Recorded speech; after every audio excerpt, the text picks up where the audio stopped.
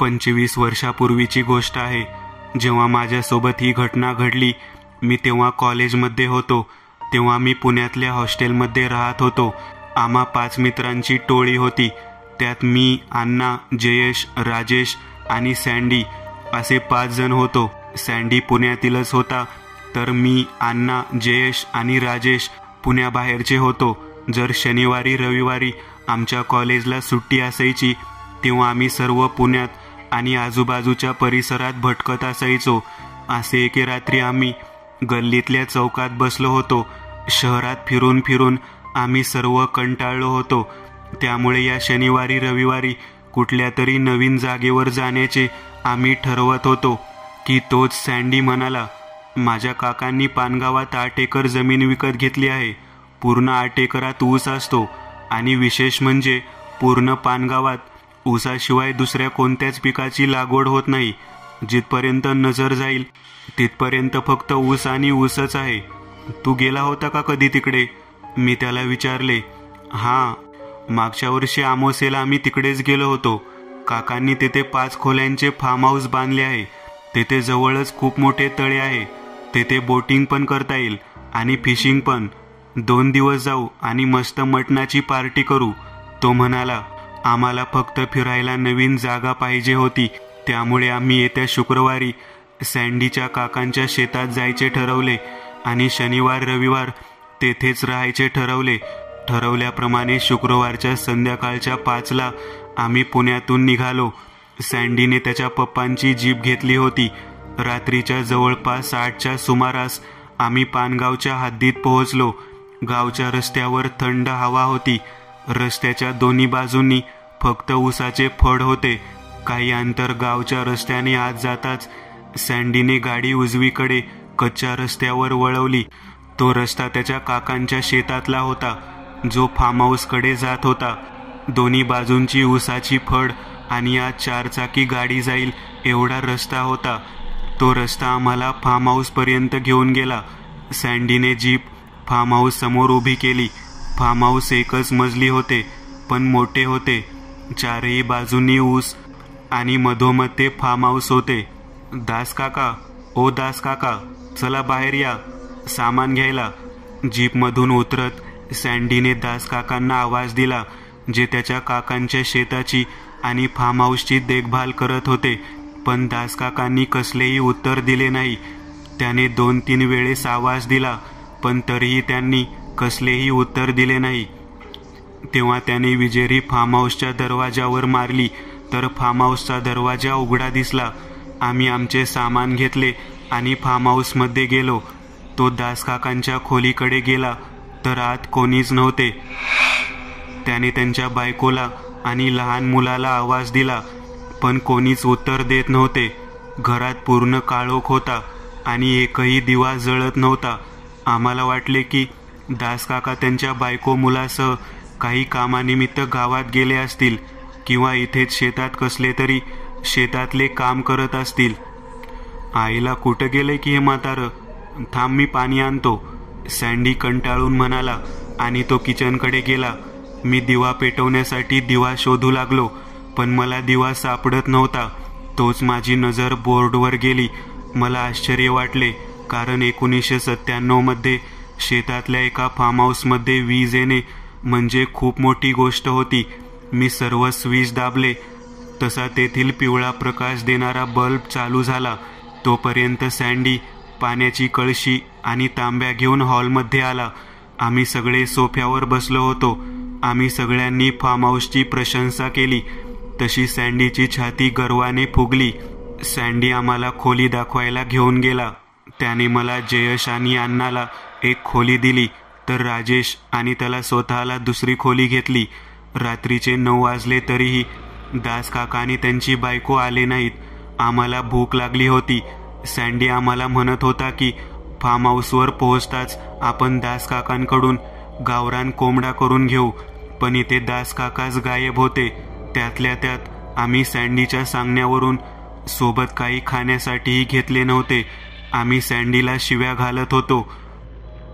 तेव्हा सँडी चटकन उठला. तुम्हाला खायचंच आहे ना?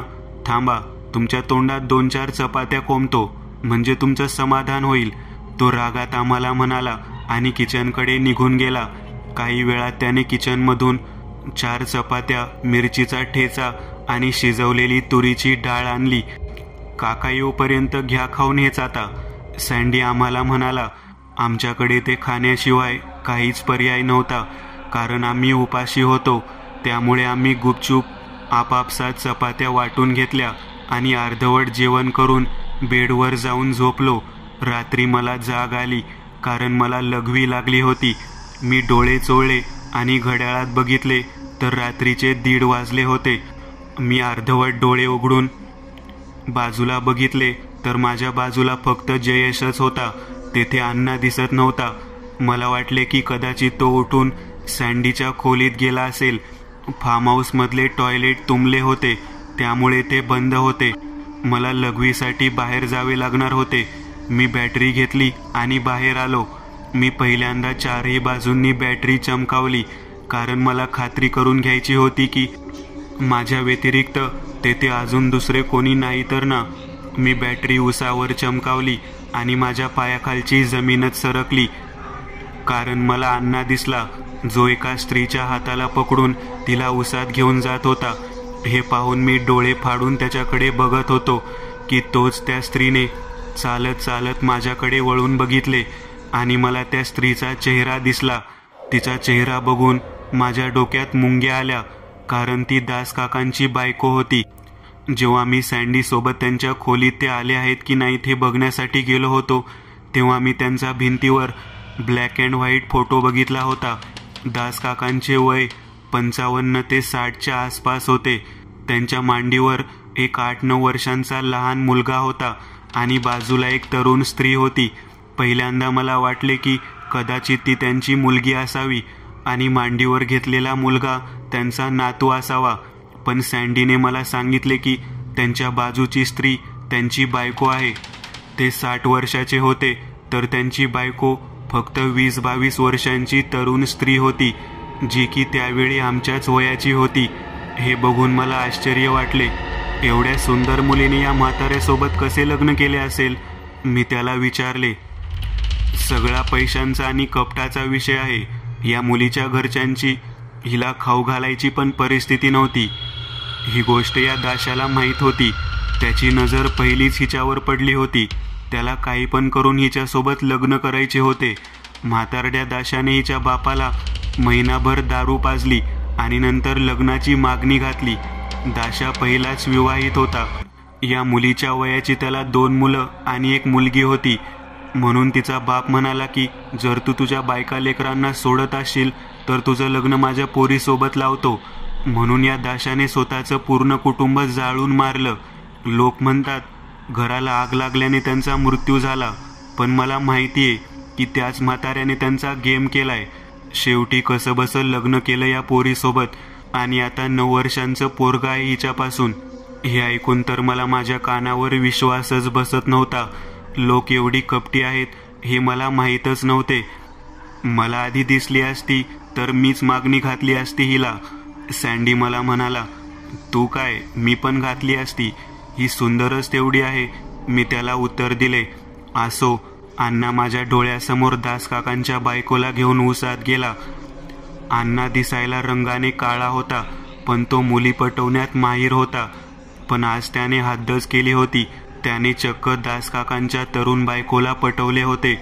तशी त्यांची बायको नजर लागण्यासारखीच होती.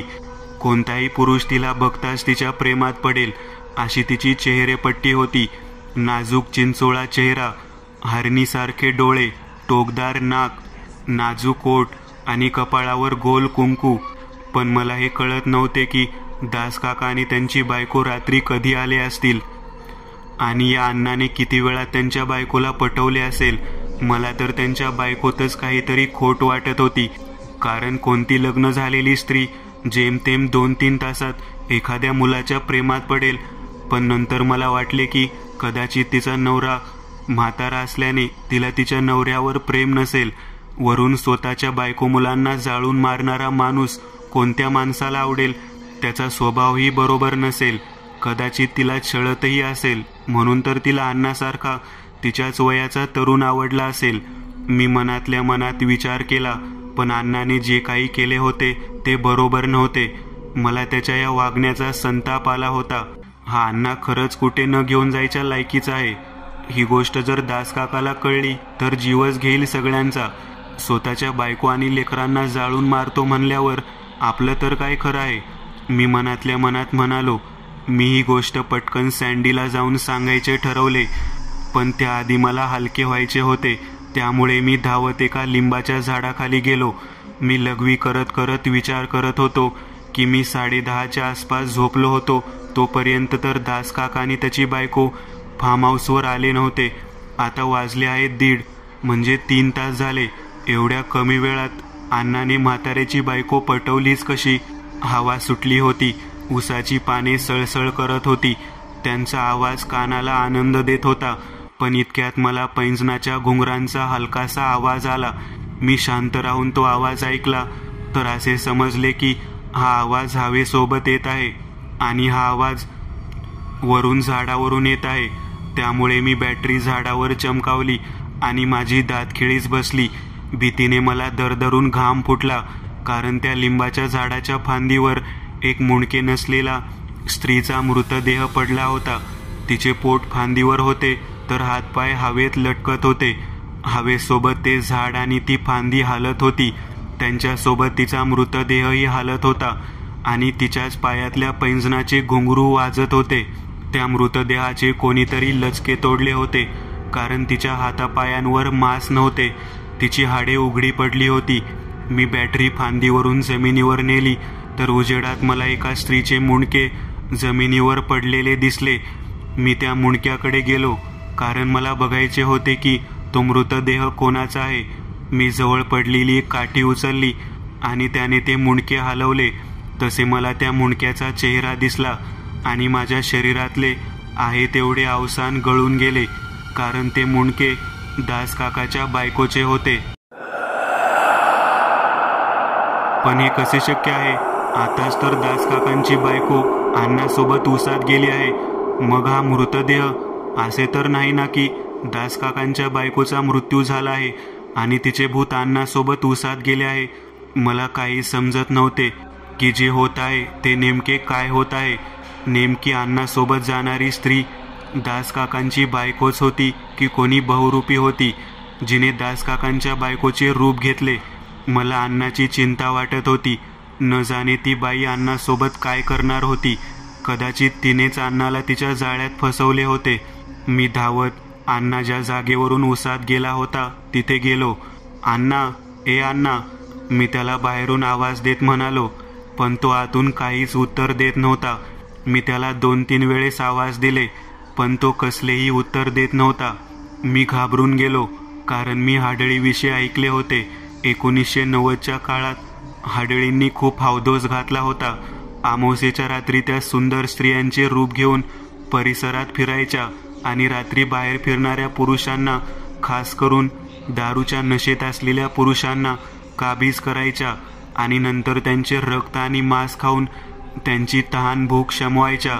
पोलीस या घटनेला फक्त अंधश्रद्धा समजत होते आणि हे कृत्य एखाद्या टोळीचे किंवा मानसिकदृष्ट्या अस्थिर मनुष्याचे काम आहे असे अंदाज लावत होते.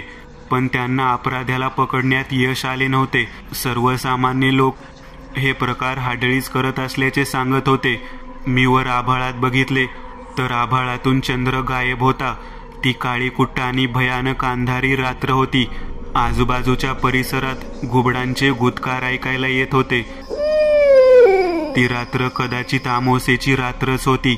त्यामुळे मला वाटायला लागले की ती स्त्री कदाचित हाडळ असावी.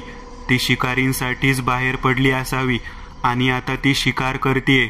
तिने दासकाकांच्या बायकोचे लचके तोडले आणि तिला मारून टाकले. नंतर तिने तिचे रूप घेतले आणि मग आत येऊन तिने अण्णाला तिच्या रूपाच्या जाळ्यात फसवले. आता कदाचित ती अण्णालाही सोडणार नाही. ती त्याचे रक्त पिऊन स्वतःची तहान भागवेल. मी विचार करत होतो. मी चांगलाच घाबरलो होतो. मला हा प्रकार सँडी, राजेश आणि जयसला सांगणे गरजेचे होते. मी धावत फार्म हाऊसमध्ये गेलो. मी सँडीच्या खोलीबाहेर गेलो आणि खोलीच्या दरवाजावर जोरजोरात थाप देऊ लागलो. ए सँडी, पटकन दरवाजा उघड. जयेश, दरवाजा उघड. मी बाहेरून दरवाजावर थापा मारत मोठ्याने ओरडत होतो. काही वेळ ओरडल्यानंतर सँडीने दरवाजा उघडला. काय आहे बिधिर्या, का उगाच कुत्र्यासारखा भुंकायला लागला एवढ्या रात्री? तो माझ्यावर खेकसत ओरडला. आबे अण्णाला हाडळ उसात घेऊन गेलीये. मी घाबरून त्याला म्हणालो. काय? अण्णाला हाडळ घेऊन गेली? तो आश्चर्याने म्हणाला. तोपर्यंत जयेशही तेथे आला. हाडळ नसेल, अण्णाच हाडळीला उसात घेऊन गेला असेल. जयेश हसत हसत म्हणाला. हां, अण्णा तिला उसात घेऊन गेलाय, पण त्याला माहीत नाही की ती हाडळ आहे आणि आपण जर त्याला वाचवले नाही तर ती हाडळ त्याला खाऊन टाकेल. मी घाबरत त्यांना म्हणालो. तसे ते दोघे माझ्याकडे गंभीर नजरेने बघू लागले आणि अचानक ते दोघे हसायला लागले. सँडीने माझे तोंड दरवाजापासून दूर केले आणि म्हणाला. भास्कर आंबट करायचं, मला माहितीये तुम्ही दोघे आमची चेष्टा करायलात. आणि त्याने दरवाजा बंद करण्याचा प्रयत्न केला. आबे सांड्या, तुला कसं कळत नाही? ती बाई हाडळ आहे. तिने दासकाकांच्या बायकोला मारून टाकले आहे आणि तिचे रूप घेतले आहे. दासकाकांच्या बायकोने अण्णाला फसवले आणि मग उसात घेऊन गेली आहे. मी अण्णाला खूप वेळ उसाबाहेरून आवाज दिला, पण तो काहीच उत्तर देत नाहीये. मी सँडीवर ओरडून बोललो. आबे दीड शहाण्या, हळू बोल. त्या म्हाताऱ्या दाशाने जर ऐकलं की तू त्याच्या बायकोबद्दल एवढं घाण बोलतोयस तर तो तुला पण जाळून मारेल. सँडी मला चापट लावत म्हणाला. आबे मी चेष्टा नाहीये करत, आई शपथ खरं सांगतोय. बाहेर लिंबाच्या झाडावर दासकाकांच्या बायकोचं प्रेत पडलं आहे आणि तिचं मुंडकं जमिनीवर पडलं आहे. मी त्यांना म्हणालो. होय, आम्हाला तर माहीतच नव्हतं. असे म्हणत जयेश आणि सँडी हसू लागले. मी त्यांना सांगत राहिलो की खरेच हाडळ अण्णाला उसात घेऊन गेली आहे, पण ते माझ्या बोलण्यावर विश्वासच ठेवत नव्हते. त्यांना वाटत होते की मी त्यांची चेष्टा करतोय. तोच आमच्या कानावर अण्णाची किंकाळी पडली. सँडी वाचव, तो जोरात किंचाळू लागला. बघ, मी सांगितलं होतं ना की अण्णा खरंच अडचणीत आहे. मी त्या दोघांना म्हणालो. होय, म्हणजे हा प्लॅन तुम्हा दोघांचा आहे. सँडी हसत मला म्हणाला. तुझ्या आईला तुझ्या, असे म्हणत मी रागात त्याला चापट लावली. कधीपासून सांगतोय अण्णाला, दासकाकांच्या बायकोसारखी दिसणारी हाडळ उसात घेऊन गेली आहे आणि ती अण्णाचा जीव घेईल, तर तुला विश्वासच बसत नाहीये. तुला चेष्टा वाटतीये तर चल बघायला, तुला दासकाकांच्या बायकोचं प्रेत दाखवतो. मी ओरडून सँडीला म्हणालो. सँडी माझ्यावर चिडला. आणि नसू दे तिथं प्रेत, मग बघ मी तुझ्यासोबत काय करतो. सँडी माझ्यावर ओरडून बोलला आणि तो फार्म हाऊस बाहेर गेला. जयेश त्याच्या पाठोपाठ गेला. तोपर्यंत आमचा गोंधळ ऐकून राजेशही तेथे आला होता. मी आणि राजेश बाहेर लिंबाच्या झाडाच्या दिशेने गेलो तर आम्ही बघितले की सँडी आणि जयेश लिंबाच्या झाडाखाली उलट्या करत होते. त्यांच्या डोळ्यात भय दिसत होते. राजेशही दासकाकांच्या बायकोचा मृतदेह बघून चांगलाच घाबरला होता. सर्वजण भीतीने लटलट कापत होते.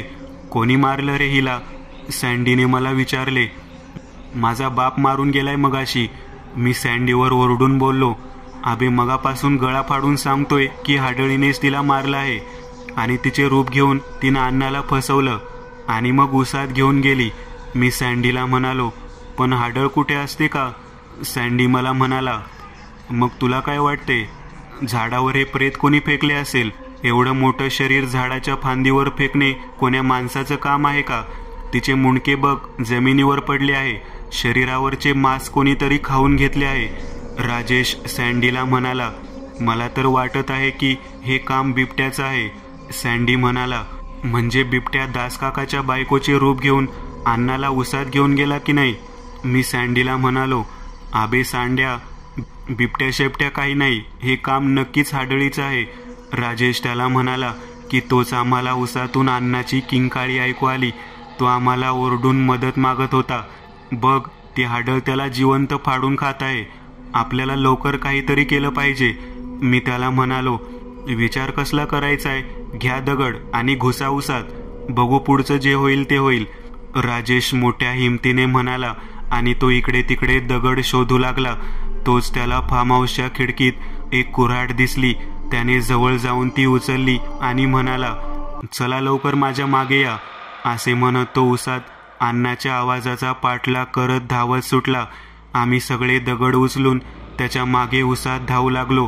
आम्ही मोठमोठ्याने किंचाळत चित्रविचित्र आवाज करत उसातून धावत होतो, कारण आम्हाला वाटत होते की कदाचित आमचे आवाज ऐकून ती हाडळ अण्णाला सोडून तेथून पळून जाईल आणि मग आम्हाला तिच्याशी 2 हात करायची गरज पडणार नाही. ओरडत आम्ही उसाच्या मधोमध पोहोचलो, जेथे ऊस नव्हता आणि एक गोलाकार रिंगण बनले होते. तेथे अण्णा आम्हाला जमिनीवर रक्ताच्या थारोळ्यात पडलेला दिसला. कदाचित ती हाडळ आमचा आरडाओरडा ऐकून तेथून पळून गेली होती. अण्णाच्या हातापायाचे मांस खाल्ले गेले होते. त्याची हाडे उघडी पडली होती. आमची नजर त्याच्या गळ्यावर पडली. त्या हाडळीने त्याच्या नरडीचा घोट घेतला होता. तो जमिनीवर तोंड उघडे ठेवून आणि डोळे विस्फारून पडला होता. त्याची ती अवस्था पाहून भीतीने आमच्या डोळ्यात पाणी साचले. माझे शरीर भीतीने लटलटायला लागले. आम्ही चारही बाजूंनी उसात काही हालचाल होतीये का ते बघितले, पण आत कसलीही हालचाल होत नव्हती. सर्वजण खाली बसून अण्णाची अवस्था बघत होते. आम्हाला काय करावे आणि काय नाही हेच सुचत नव्हते, पण माझी नजर फिरत होती ती उसात. मी उसात होतो. ती हाडळ नक्की इथेच कुठेतरी लपून बसली आहे, कारण मी हाडळीविषयी गोष्ट ऐकली होती. ती म्हणजे अशी की जेव्हा एखादी हाडळ भक्ष्य ठरवते तेव्हा आपल्या भक्ष्याला संपवल्याशिवाय ती राहत नाही. तिने अण्णाला भक्ष्य बनवले होते. मला माहीत होते की काही करून ती अण्णाला जिवंत राहू देणार नाही. त्याच्या रक्ताचा घोट तिने घेतला होता. मग भक्ष्याला खाल्ल्याशिवाय ती तृप्त कशी होईल? तोच माझी नजर उसात उभ्या असलेल्या बुजगावण्याकडे गेली. असे वाटत होते की ते बुजगावणे उसात उभारून काय होत आहे हे बघत आहे. अंगावर मळका पांढरा सदरा आणि काळे कुट्ट मडके, ज्यावर चुन्याने रेखाटलेले त्याचे मोठे डोळे आणि मोठाले दात. मडक्यावर रेखाटलेले त्याचे डोळे जणू जिवंतच भासत होते. असे वाटत होते की ते बुजगावणे आमच्याकडे बघून दात विचकून बघते. मी त्या बुजगावण्याकडे लक्ष केंद्रित करून बघत होतो, कारण ते भयानक बुजगावणे मला विचित्र आणि संशयास्पद वाटत होते. कारण त्याच्या पांढऱ्या मळक्या सदऱ्यावर मला लाल डाग दिसले. त्याचे चुन्याने बनवलेले दातही त्या लाल रंगात बुडून गेले होते. सँडी, ती हाडळ इथे नाहीये. पटकन अण्णाला उचलू आणि हॉस्पिटलमध्ये घेऊन जाऊ, जयेश सँडीला म्हणाला. हां, एकदम बरोबर आहे, सँडी आणि राजेश म्हणाले. आणि सँडीने थरथरत्या हातांनी अण्णाच्या डोक्याला उचलण्यासाठी त्याच्या डोक्याला हात लावला की तोच उसात दडून बसलेल्या हाडळीने सँडीवर गुरगुरत झेप घेतली. तिने त्याच्या हाताचा चावा घेतला. ती सँडीच्या छातडावर बसून त्याच्या हाताला गुरगुरत चावत होती. अचानक झालेल्या या प्रसंगाने आम्ही सगळे घाबरून गेलो, पण राजेशने हिंमत दाखवली. त्याच्या काळजात आग पेटली होती. त्याने कुऱ्हाडीचा एक फटका त्या हाडळीच्या तोंडावर मारला. तशी ती हाडळ बाजूला जमिनीवर उडून पडली. ती जमिनीवर निश्चित कसलीही हालचाल न करता पालथी पडली होती. सँडीने त्याचा हात पकडला. त्या हाडळीचे दात पूर्णपणे सँडीच्या मनगटात खोलवर रुतले गेले होते. त्या जखमेतून भळाभळा रक्त वाहत होते. जयेशने त्याच्या खिशातला रुमाल काढला आणि त्याच्या मनगटाभोवती घट्ट बांधून टाकला. तो त्रासाने विवळत होता. राजेश हातात कुऱ्हाड घट्ट पकडून त्या हाडळीवर नजर स्थिरावून होता. मेली का? सँडीने विचारले. आबे येड्या, हाडळ पहिलीच मेलेली असते, जयेश सँडीला म्हणाला. हे ऐकून सँडी बोलता बोलता शांतच बसला. त्याला काय बोलावे हेच सुचत नव्हते. हाडळीचा जन्म मानवी जन्मासारखाच असतो, फक्त हाडळ बाळ म्हणून जन्माला येत नाही. ती प्रौढ स्त्री रूपात जन्माला येते आणि नंतर ठराविक वर्षानंतर मनुष्याप्रमाणेच म्हातारी होते. म्हातारी होताच तिची शक्ती क्षीण होते, त्यामुळे हाडळीला मारणे शक्य असते. म्हणूनच तर पूर्वीचे लोक हाडळीला जाळून मारत होते. मी सगळ्यांना म्हणालो. खरंच का? सँडीने आश्चर्याने मला विचारले. तसे मी या गोष्टी फक्त ऐकल्या आहेत, त्यामुळे मी खात्रीने सांगू शकत नाही की हेच खरं आहे, मी उत्तर दिले. बरं बघ तरी मेली का जिवंत आहे? अजून कसलीही हालचाल केली नाही हिने. मेलीच असेल तर अण्णाला पटकन हॉस्पिटलमध्ये घेऊन जाऊ, राजेश मला म्हणाला. मी अण्णाकडे बघितले तर तो डोळे आणि तोंड उघडून निश्चित जमिनीवर पडून होता. असे दिसतच नव्हते की त्याचा जीव आता वाचू शकेल. मला वाटत नाहीये की अण्णा आता वाचेल. मला असं वाटत आहे की आपण पटकन इथून निघून जावं, कारण या हाडळीचा काही खरं नाही. कधीही जागी व्हायची आणि आपल्याही नरडीचा घोट घ्यायची. जयेश घाबरून आम्हा सगळ्यांना म्हणाला. त्याच्या चेहऱ्यावर भीती दाटून आली होती. तो स्वार्थी बनला होता. ए जया, तू काही डॉक्टर बिक्टर नाहीस हे सांगायला की अण्णा जिवंत राहील की मरेल. आणि तू विसरला का, जेव्हा तू दारू पिऊन गाडीवरून पडला होता तेव्हा हाच अण्णा तुझ्याजवळ हॉस्पिटलमध्ये दिवस रात्र होता, तुला खाऊ पिऊ घालायला, तुझ्या गोळ्या औषध आणायला. हा तुझा भाऊ राजेश पण बसत नव्हता तुझ्याजवळ जास्त वेळ. मी जयेशवर चिडून बोललो, पण अण्णाचा पाय फ्रॅक्चर झालेला नाहीये, त्याचं नरडं चिरलं गेलंय. आणि विसरू नको, अण्णा त्या हाडळीचं जेवण आहे. जर आपण याला दवाखान्यात घेऊन जायचा प्रयत्न केला तर ती हाडळ चिडेल आणि आपल्याला संपवायचा प्रयत्न करेल. त्यामुळे पटकन इथून चल, मी तुझ्या पाया पडतो. जयेश माझ्यावर ओरडून माझ्यासमोर हात जोडत म्हणाला. त्याने माझा हात पकडला आणि तेथून ओढत नेण्याचा प्रयत्न केला, पण मला त्याच्या स्वार्थीपणाचा खूप राग आला. अरे एवढा कसा स्वार्थी आहेस? निघ इथून लवकर, नाहीतर डोक्यात दगड घालीन तुझ्या. मी अण्णाला घेतल्याशिवाय इथून जाणार नाही, मी जयेशला ओरडून बोललो. मला त्याचा खूप जास्त राग आला होता. मी स्वप्नातही विचार केला नव्हता की जयेश एवढा स्वार्थी असेल. मी त्या हाडळीकडे गेलो. राजेश, जर ही हाडळ उठली तर कुऱ्हाड नीट तिच्या डोक्यात ठेवून दे, मी राजेशला म्हणालो. राजेशने त्याची कुऱ्हाड घट्ट पकडली. सँडी, राजेश, जयेश आणि मी त्या हाडळीच्या डोळ्यांवर नजर टिकवून होतो. मी हळूच कमरेतून झुकलो आणि तिच्या चेहऱ्याकडे बघू लागलो की तोच त्या हाडळीने तिचे डोळे उघडले आणि तिने माझा गळा दाबायला सुरुवात केली. राजेश बाजूलाच उभा होता. त्याने ओरडून ती कुऱ्हाड नीट हाडळीच्या डोक्यात मारली. तशी ती हाडळ खाली पडली. ती पुन्हा उठून माझ्यावर झडप घालणार की तोच पुन्हा राजेशने तिच्या तोंडावर आणि शरीरावर कुऱ्हाडीचे वार करायला सुरुवात केली. जयेशने हाडळीला पुन्हा एकदा उठलेले पाहून सँडीचा हात पकडला आणि त्याला ओढत उसात शिरला.